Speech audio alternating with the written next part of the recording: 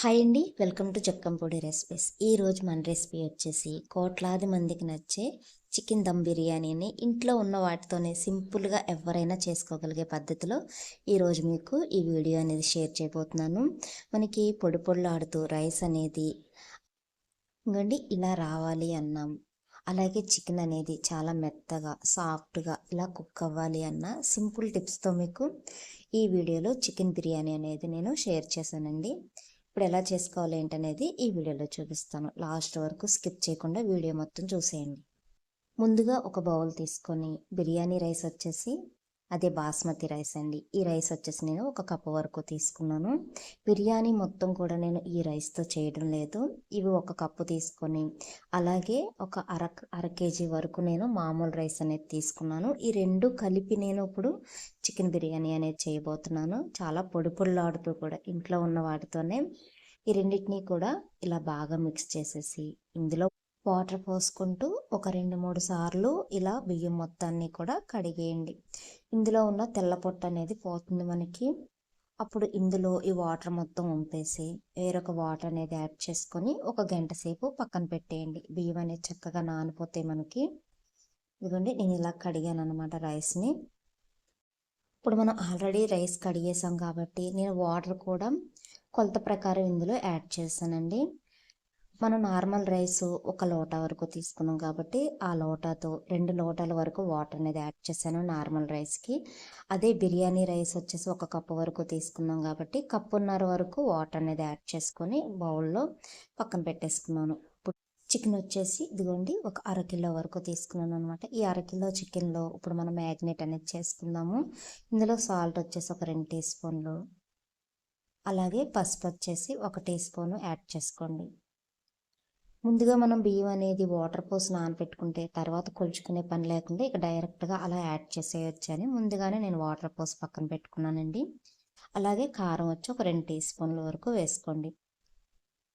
ఇప్పుడు ఇందులోనే ధనియా పౌడర్ వచ్చేసి 1 టీ స్పూను, జీలకర్ర పౌడర్ వచ్చేసి 1 టీ స్పూన్ యాడ్ చేసుకోండి. అలాగే గరం మసాలా వచ్చేసి 1 టీ స్పూన్ వరకు యాడ్ చేసుకోండి. ఇప్పుడు ఇందులో మీ దగ్గర బిర్యానీ మసాలా ఉంటే బిర్యానీ మసాలా కూడా 1 టీ స్పూన్ వరకు యాడ్ చేసుకోండి. అలాగే అల్లం వెల్లిపాయ పేస్ట్ వచ్చేసి ఒక 2 టీ స్పూన్ల వరకు యాడ్ చేసుకోండి. ఇప్పుడు ఫ్రెష్ పెరుగు వచ్చేసి ఒక 3 టీ స్పూన్ల వరకు యాడ్ చేసుకోండి. ఇలా యాడ్ చేసుకొని ఈ చికెన్ మొత్తాన్ని కూడా ఈ మసాలాలు పట్టేటట్టు బాగా మర్దన చేయాలన్నమాట. ఇలా బాగా కలుపుకుంటూ మర్దన చేయండి. ఇలా ఒక 10 నిమిషాలు మర్దన చేసిన తర్వాత బాగా మిక్స్ అయిపోయిన ఈ చికెన్ని ఒక గంట సేపు పక్కన పెట్టేసుకోండి. చక్కగా మనకి మసాలా మొత్తం కూడా చికెన్కి పట్టి జ్యూసీగా చికెన్ అనేది చాలా సాఫ్ట్గా మెత్తగా కుక్ అవుతుంది. ముక్క అనేది మనకి విడిపోదు. ఇప్పుడు గ్యాస్ వెలిగించుకొని వేరొక బౌల్ పెట్టుకొని ఇందులో నేను ఆయిల్తోనే చేశానండి, నెయ్యి కూడా నేను యాడ్ చేయలేదు. మీకు నెయ్యి ఇష్టమైతే నెయ్యి కూడా యాడ్ చేసుకోవచ్చు. నెయ్యి నూనె కలిపి వేసుకోవాలి అనుకునేవారు నెయ్యి వచ్చేసి 50 గ్రాములు, ఆయిల్ వచ్చేసి అందులో హాఫ్ వరకు వేసుకుంటే సరిపోతుంది. ఇప్పుడు ఈ మసాలా దినుసులన్నిటినీ కూడా మనం ఆయిల్లో వేసేద్దాం. లవంగాలు వచ్చేసి ఒక 7-8 వరకు తీసుకున్నానండి. యాలకులు వచ్చేసి ఒక 2, దాల్చిన చెక్క వచ్చి ఒక 2 పలుకులు తీసుకున్నాను, అనాస పువ్వు 2, బిర్యానీ ఆకు వచ్చేసి ఒక 3 తీసుకున్నాను, అలాగే దాల్చిన చెక్క వచ్చేసి 2 పలుకులు తీసుకున్నాను, షాజీరా వచ్చేసి ఒక 2 టీ స్పూన్ల వరకు తీసుకున్నాను, మరాఠీ మొగ్గ కూడా కొంచెం తీసుకున్నాను నేను. వీటన్నిటిని కూడా ఇప్పుడు ఇలా ఆయిల్లో వేసేసి వీటిని దోరగా వేయించుకుందాము. ఇవి ఇలా దోరగా వేగిపోయిన తర్వాత పొడవు కట్ చేసుకున్న పచ్చిమిర్చి, పొడవు కట్ చేసుకున్న ఉల్లిపాయలను కూడా ఒక 2 కప్పుల వరకు ఇందులో వేసుకోండి. ఇలా వేసుకొని వీటిని మొత్తాన్ని కూడా బాగా కలుపుకుంటూ గోల్డెన్ రెడ్ బ్రౌన్ కలర్ వచ్చే వరకు కూడా ఫ్రై చేసుకోవాలి. ఇంకోండి, ఇలా దోరగా వేగితే సరిపోతుంది. ఇప్పుడు మనం ఇందులో ముందుగా మ్యాగ్నేట్ చేసి పక్కన పెట్టుకున్న చికెన్ ఉంది కదా, ఆ చికెన్ మొత్తాన్ని కూడా ఇందులో వేసేసుకుందాం.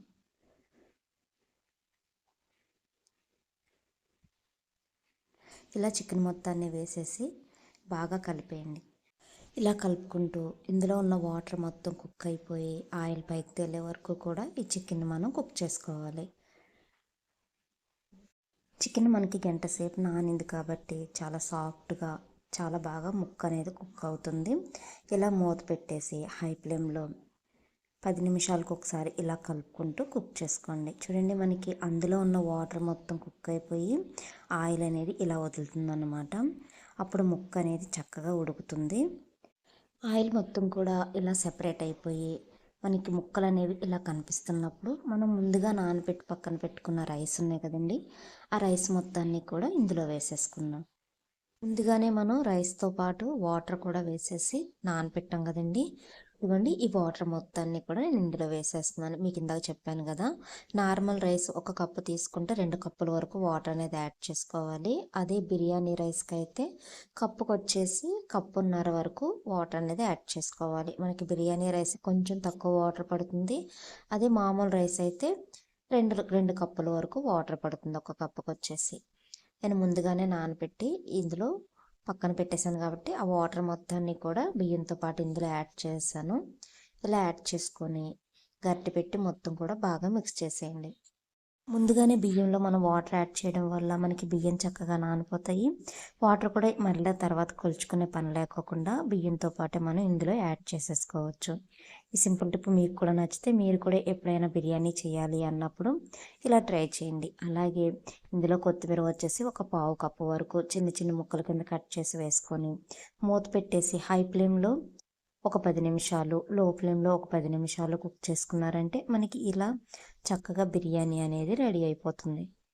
ఇంట్లో ఉన్న వాటితోనే ఇలా కలర్ఫుల్గా పొడి పొడిలాడుతూ చికెన్ బిర్యానీ అనేది రావాలి అంటే ఈ సింపుల్ టిప్స్ని మీరు కూడా ట్రై చేసి ఈ న్యూ ఇయర్ స్పెషల్గా ఇంట్లో ఇలాగా చికెన్ బిర్యానీ అనేది ప్రిపేర్ చేసేయండి. ఎన్నో కోట్ల మందికి నచ్చే చికెన్ బిర్యానీ అనేది ఇంట్లో ఈజీగా ఇలాగా ఇంట్లో ఉన్న వాటితో చేసి పెట్టండి. చాలా ఇష్టంగా లాగించేస్తారు. ఇప్పుడు మనం ఒక ప్లేట్లోకి ఈ బిర్యానీని సర్వ్ చేసుకుందాం. ఇప్పుడు రైస్ కూడా మీకు ఎంత పొడి పొడిగా వచ్చిందో ఇప్పుడు చూపిస్తాను చూడండి. మనకి మెతుకు కూడా అతుక్కోకుండా చక్కగా ఏ మెతుకు ఆ మెతుకు వచ్చి చికెన్ కూడా చక్కగా సాఫ్ట్గా కుక్ అయింది. చూడండి, చూస్తుంటేనే నోరు ఊరిపోతుంది కదా, ఎంత కలర్ఫుల్గా ఉందో. టేస్ట్ కూడా అలాగే ఉందండి. మనం ఏమీ యాడ్ చేయకపోయినా ఇంట్లో ఉన్న వాటితోనే చేసినా కానీ టేస్ట్ అనేది చాలా బాగా వచ్చింది. ఇంకో చూడండి, రైస్ అనేది ఇలా పొడి పొడిలాడుతూ చక్కగా కలర్ఫుల్గా వచ్చింది. ఇప్పుడు మీకు చికెన్ పీస్ని కూడా తీసి చూపిస్తాను. చికెన్ కూడా చూడండి మనకి చాలా సాఫ్ట్గా జ్యూసీగా ఇలా పట్టుకుంటే చాలా పీసులు కింద చాలా మంచిగా కుక్ అయింది. అస్సలు నీసు వాసన అనేది లేకుండా చాలా పర్ఫెక్ట్గా వచ్చిందండి ఈ చికెన్ బిర్యానీ అనేది. ఈ న్యూ ఇయర్ స్పెషల్గా మీరు కూడా ప్రిపేర్ చేసేయండి. ఇంట్లో ఉన్న వాటితోనే ఈజీగా ఈ చికెన్ బిర్యానీ అనేది ప్రిపేర్ చేసి ఎలా వచ్చింది ఏంటి అనేది కామెంట్ బాక్స్లో కామెంట్ చేయండి. అలాగే మీకు కనుక నా వీడియో నచ్చినట్లయితే లైక్ చేసి మన ఛానల్ని ఫాలో చేసేయండి. Thank you for watching.